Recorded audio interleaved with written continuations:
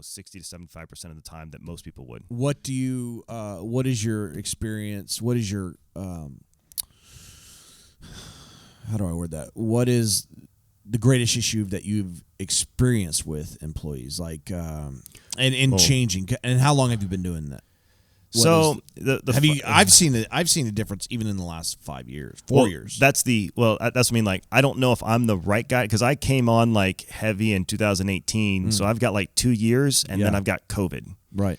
Yes. Exactly. And so one of the things did COVID impact your business? It shut it down for a year. Yeah, it was kind of hard. So that sucked. Yeah. So, but to that point, so stagehand companies, labor companies, it's kind of like the unwritten rule where you don't. So in any given time, I've got 400 employees, but I've got like 200 that I'm working, and I've got like 150 that I'm working quite a bit, right? So, but there's a big pool of people, right?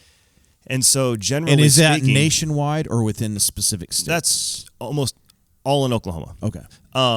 But in the industry, in that kind of thing, like, nobody claims unemployment against you, right? Because you work there for 2 days and then you're on unemployment. Like, it's so sporadic of a job, and we don't even care if you work for other staging. We don't care, right? Like, we are as long as you're good for us, we don't care. Why would we ever limit your ability to feed your family? Yeah. That is, if I'm not giving you 40 hours a week, go get it. Go get it. Like, why? Like, why would I do that? Like, that's not. It's not even moral, really. It's not ethical, right? And so what we did during COVID was we opened up the floodgates, and we said, okay, as a company, we're just going to max out unemployment insurance this year. Right. Like, we're done.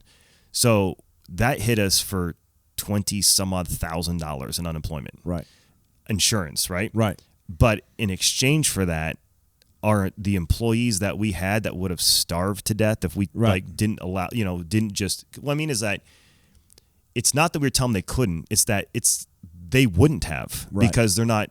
They're like, you want us to do what? Yeah. Because it's a temporary job. Yeah. You know what I'm saying? And we were like, no, go on unemployment. Yeah. Not only that, here's a pre-formed letter that states we did all the work for them. Normally, like, it takes like 2 to 3 weeks for these guys to get their first payment. Yeah. Because they've got to go through the whole process. Then they have to. Then unemployment has to contact us, and then we have to do this. So you saved them a step by giving them that. We emailed them everything they needed. They basically dropped, and then here's the links to go claim against us. Right. And they were like, "What is going on?" And the difference is, all of those people, it was like at the time, because it was starting to taper down and then it shut down, right? Right. But there's like 100 people. It immediately shut down. Immediately, just all of a sudden, boom, you're done. Yeah. And those 100 people, like, the loyalty that we gained by just not taking advantage, like, okay, we're going to take the $20,000 hit, but look how much money went back to those 100 people. Right.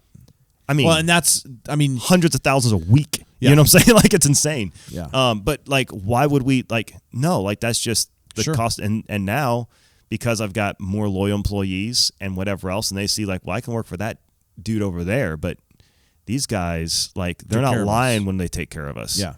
And that takes, I think, time. Yeah, for sure. That takes time.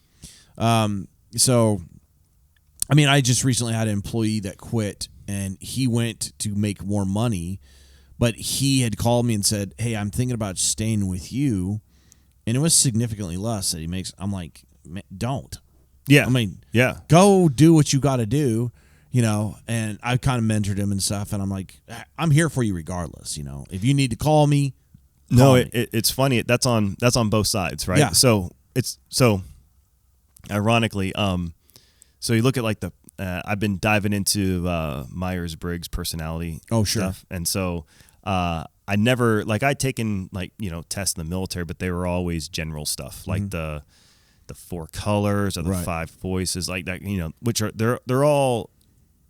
they're not bad, they're just different, right? Everything's got a different aspect to it. And so I finally started playing around with Myers-Briggs, and I'm like, okay, well, I'm like way over here on some of the spectrums. And like, this is why I say, like, I'm not an entrepreneur. Like, an entrepreneur is like on the other side. Right. Because, it's not my thing. So like, but I have no problem being your friend and firing you at the same time. Yeah. Like, absolutely. And that was in the military. It's like, that was kind of what you did. Well, I think compartmentalization is a huge key. Yeah. I think you have to, and that's something that you can train within yourself. I don't think it's necessarily has to be something that you either have or don't have. It's like anything else. Like, it's like public speaking. The more you do it, the easier it is, typically. Yeah, I mean, I would say that you're not wrong. You can, like, anybody can kind of learn, well, not everything. I can't learn sales. Yeah. That's not my jam. But everything can be taught to a certain level. That's just me. Sure. So in the military, and it makes it easier when it's just part of your natural correct. You don't have to work so hard at it. In the military specifically, remember there was a rule, which is if I'm yelling at you in your office or in my office, basically, you really messed up. Yeah. If I'm yelling at you in the smoke pit, yeah, let's work on that. Yeah. You know what I'm saying? But sure. So there's serious conversations happen in the office, but you need to be able to have, and it was just a smoke pit because it was like, let's step outside. Right. That's where you went. Like everyone's like, well, I don't smoke. Like, it's not the point. Like, right. That's, like whatever. Like, we're just having a conversation. Gazebo, whatever you want to call it. Right. And that was always an interesting, like, dynamic, if you will. And it's like, hey, like, let's go for a walk. And then they knew, like, okay, this is a heart-to-heart. Like, you're messing up, but this isn't paperwork. This isn't whatever else. This isn't this, that, and the other thing. But if I'm in the office, like, now it's a problem. Yeah, and that's it's funny you said, because I approach that the same way. Yeah, like, you bring them up and say, and then if I'm yelling at you, I'm mad because I don't. Well, and I typically do not. The best supervisor I had in the military is a civilian. He's still there, and he's an ex-Marine, and so he actually understood leadership, which the Air Force doesn't really teach much anymore. Mm-hmm. Like, well, they don't focus on it, sure, because you can't test for leadership, and to make things more quote unquote equal, they had to add a test in, right? So that's unfortunate. It is. There's once again I'm so. Everything has a purpose, right? Mm-hmm. So, like, I see the benefits. I also see the problems. Mm-hmm. And I don't know how to, like, even, like, I always try to argue the other side of my own arguments, mm-hmm. and I always come up with, I kind of get it, right? Yeah.